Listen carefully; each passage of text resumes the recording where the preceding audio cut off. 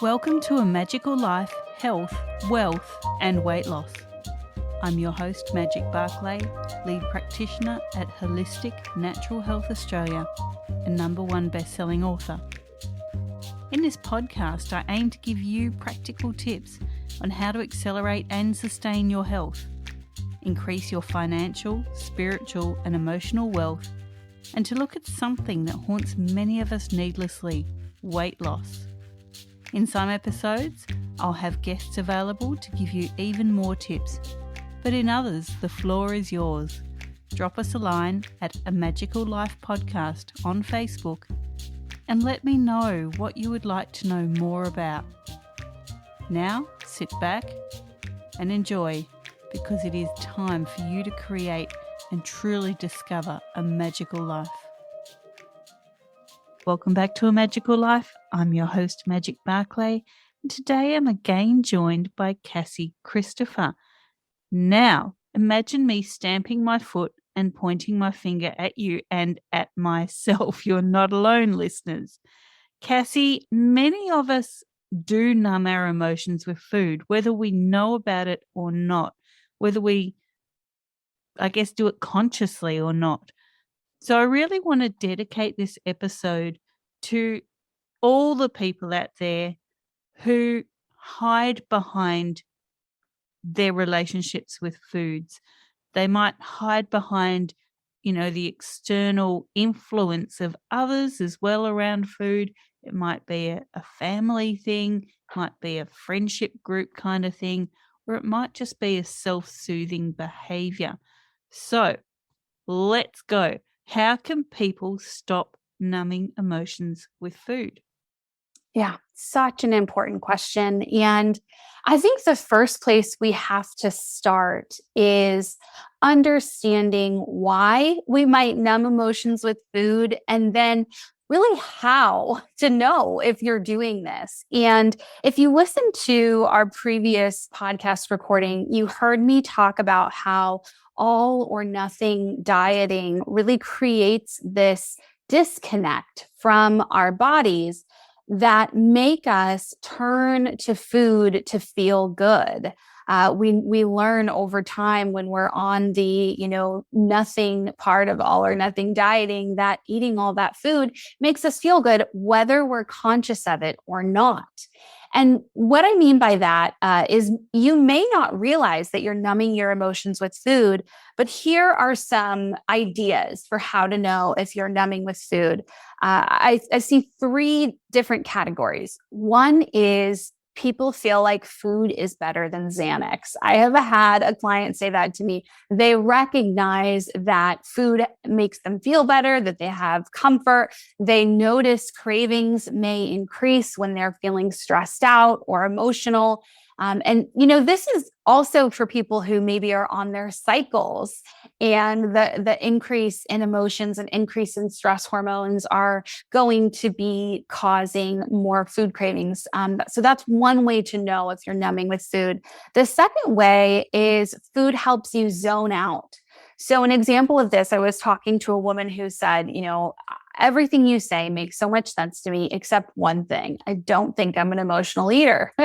And she's someone who's been through years of therapy, right? She considers herself very emotionally adjusted. And of course she is, and balanced, and a very capable woman. But what was interesting is we talked about some of her eating patterns. And one of them is, she would, while she was making dinner, she would end up eating a bunch of cheese at the end of her day. And that was really when she would struggle with extra eating. And what we realized when we were talking about that behavior was the cheese really allowed her to zone out during a task that she didn't enjoy, which is cooking, and zone out after a long, difficult day. So for her, the food was allowing her to zone out. And I think that happens a lot, that food works so effectively to numb the discomfort and give us some space from those feelings that we don't even realize that's what it's doing. The third way to know if you're numbing your emotions with food is if you feel like you're eating out of habit or eating mindlessly. And I hear this most often around TV at night. And women will say, okay, and men do this too, of course. It's 9 p.m. I'm sitting and watching TV, and I am just eating. I'm going to the kitchen. I'm getting more food. And the interesting thing about TV is TV, social media, reading kind of mindless books. Those are all other ways to escape from the present, to numb, what might be difficult in your life. And so eating during that time is just another way to escape. That mindlessness allows you to escape. It allows you to numb. And by working on being more present and caring for your emotions without food, you can start to heal that behavior. But you have to understand that it's not habit and it's not mindless. There's something more going on.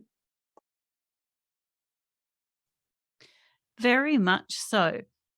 Now, how do people recognize that more is going on? Like, there's often a signal, or I love to call them whispers, but something that maybe people can recognize as this isn't what needs to be happening.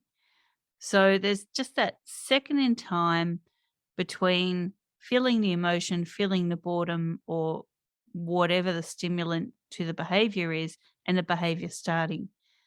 How do people recognize what that moment in time is?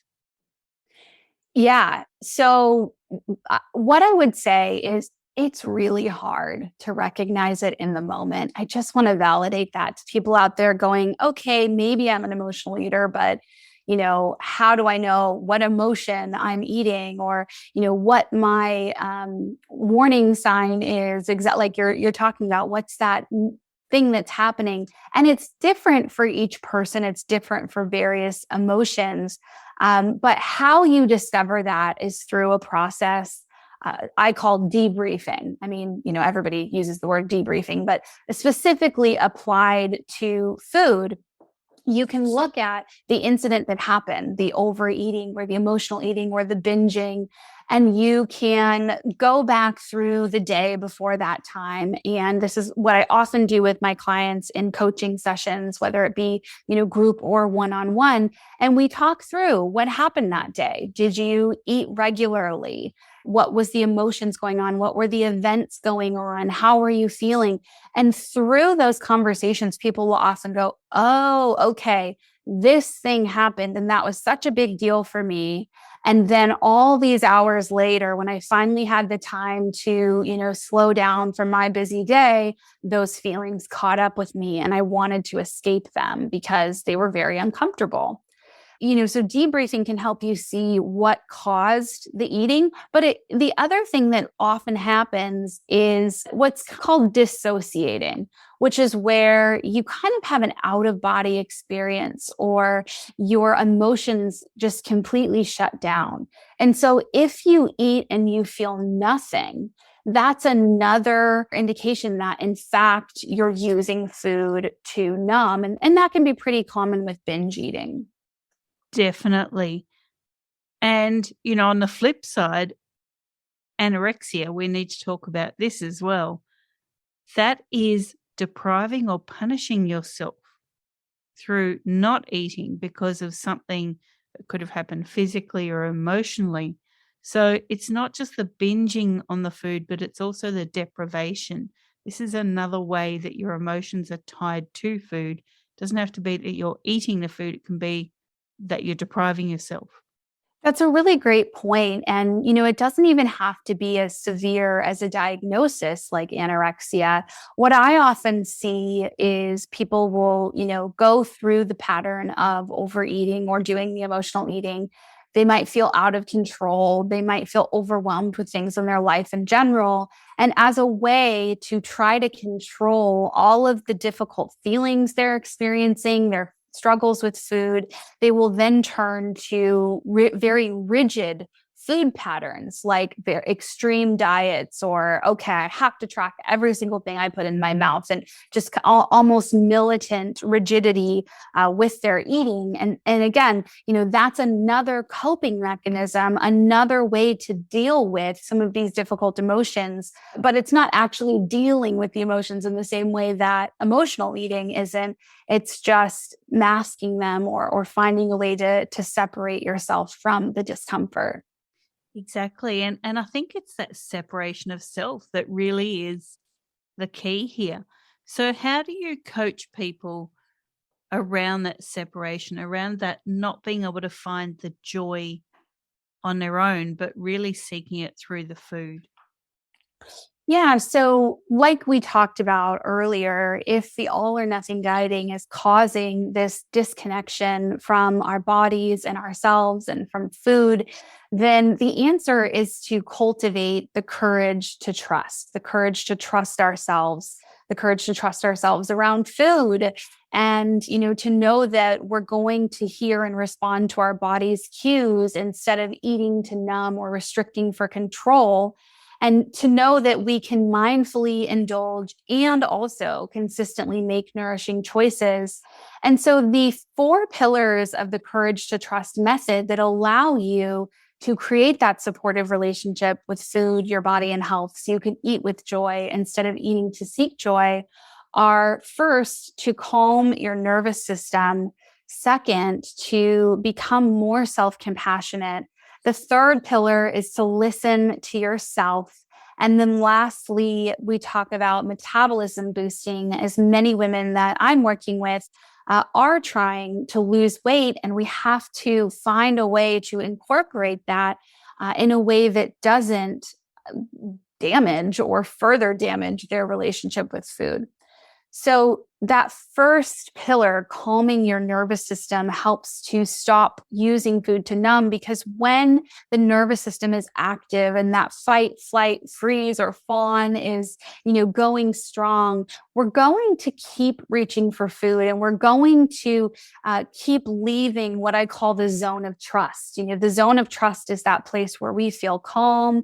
We feel like we can trust ourselves around food. We feel like we can make good choices for ourselves. And when our nervous system is agitated, when we're agitated, we're outside that zone of trust. And that's where we do the emotional eating and, the rigid control and binge eating. And that's where we're anxious and depressed and all of these other issues. And so when we're in that zone of trust, calming our nervous system rather helps us get into that zone of trust, so that we have the kind of mental capacity and energy to actually deal with the emotions. It calms things down and creates an environment where that's possible. Definitely.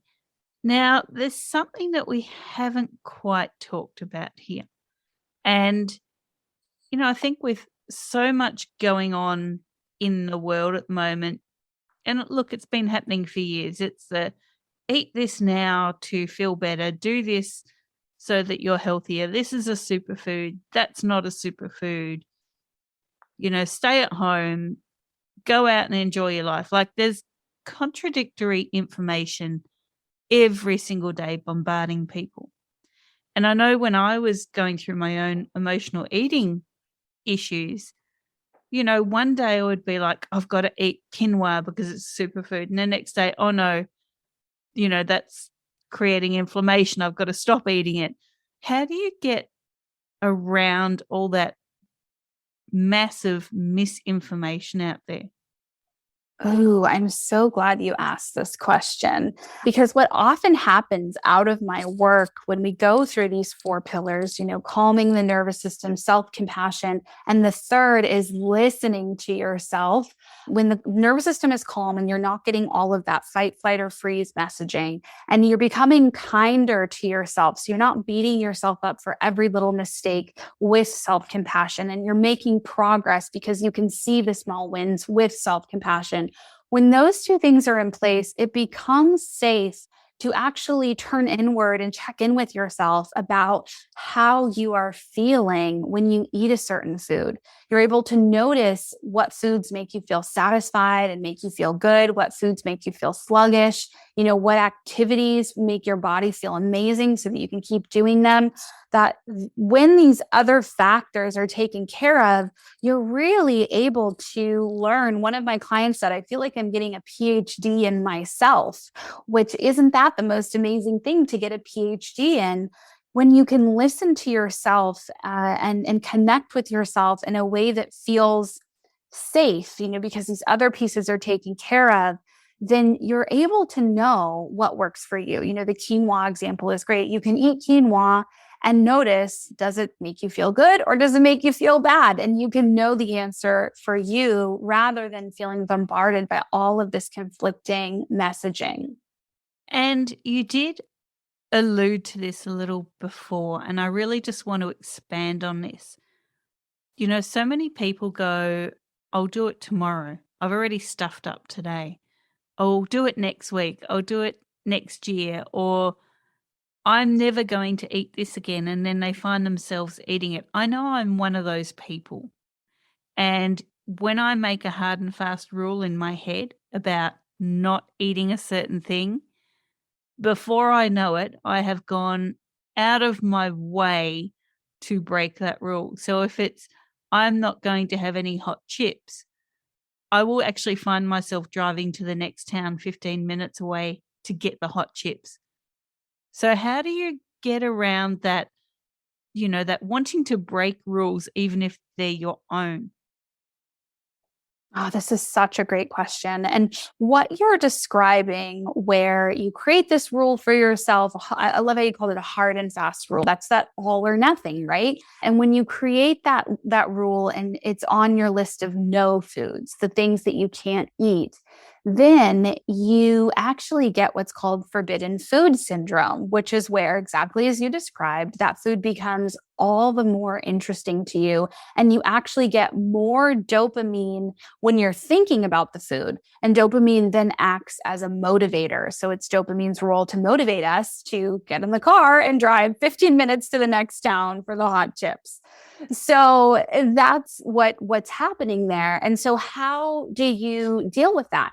Because the truth, as much as we would like to think, it's true that there are no bad foods. I really do believe that all foods, have a place.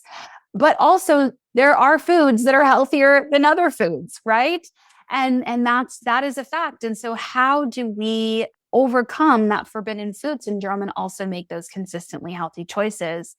And the answer is really when you are working through these 4 pillars of the Courage to Trust method and you're learning to trust yourself around food, trust what your body is telling you and respond to what your body is telling you. The choices that you make don't become, hard and fast rules to deprive you. They become loving boundaries that you set for yourself out of self-care. So let me give you an example of this. I had a client who loved Diet Coke, and she would drink, 1 in the morning and then all throughout the day. And she'd stop at fast food and get a large container of Diet Coke. And but she noticed, she always knew Diet Coke maybe wasn't great for her. That was always in the back of her mind, some suspicion that this was not a food for her. But as she was connecting with her body, listening to herself, getting the courage to trust the signals that her body was sending her, then she noticed that the Diet Coke actually was exacerbating her autoimmune joint condition. So the Diet Coke was making her pain worse, her symptoms worse. And because she was learning that, and she was learning to care for herself and give herself that care and that self-compassion and that self-love, that self-appreciation, she was able to set a boundary for herself. She found something she enjoyed in the morning just as well, a very strong cinnamon tea drink. And it wasn't a hard and fast rule. She said, you know what? If I want Diet Coke, if I'm just craving it really bad, I can go out and I can get some. Or if I'm, at a place with girlfriends and that just sounds really good to me, I will allow myself to have some Diet Coke knowing that I'm going to have some symptoms with it. And that's okay because I don't have to eat perfectly, right? Because perfect is the same as all or nothing. And so she was able to set a really loving boundary for herself that didn't feel restrictive, didn't set off that forbidden food syndrome, and resulted in, way, way less Diet Coke and way less pain. Fantastic. Now, I want to wrap this episode up with you now, Cassie. What are some parting pearls of wisdom you have for people?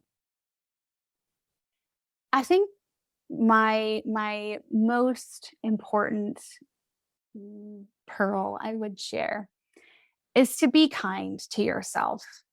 This journey of behavior change, of getting healthier, of losing weight, whatever your focus is hard. It is really hard. And if you've been struggling with secret eating or, dieting for years and years only to gain more than you've ever lost, that's just genuinely, I think, suffering. It is a struggle. And I want to really note that. And I think that our culture tells us that if you're struggling like that, there's something wrong with you, that you must not have enough willpower or self-control.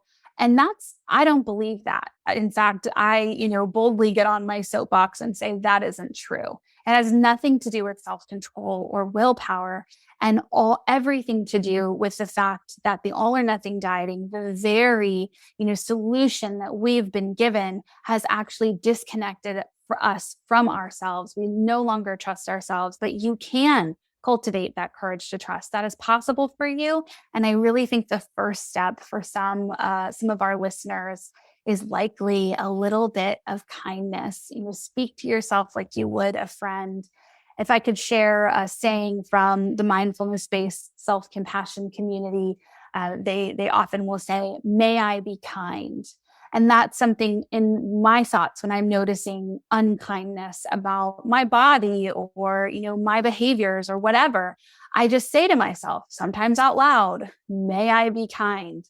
And that really puts a stop to that mean self-chatter. And so I share that with all of you. May you be kind. If you need to, put your hand on your heart and just say it out loud right now, making that commitment to yourself to be a little kinder. And that's going to be the first step towards cultivating the courage to trust. I think that's just so beautiful. Thank you, Cassie. Now, people can find you at cassiechristopher.net. All your information's up there. Listeners, I encourage you to contact Cassie. This really is such a big issue, this emotional eating, that so many of us really do struggle to get hold of. And it is something that you can quite easily relapse into if you don't get the correct help. So the correct team. And Cassie is there for you definitely with this. Yeah. Thank you for having me. Absolute pleasure, listeners. This was your episode 167.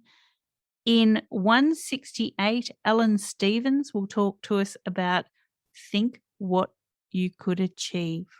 So we're just going on with this mindset. We're rolling through life, making every day better so that you can go forth and create your magical life. Thanks for listening today. Please subscribe to hear future episodes, leave a review, and share this podcast. You can follow us on Facebook at A Magical Life Podcast or at Holistic Natural Health Australia. That's holistic with a W. You can find us on Instagram at Holistic Natural Health or at www.holisticnaturalhealth.com.au. That's where you'll access all sorts of articles, freebies, and more.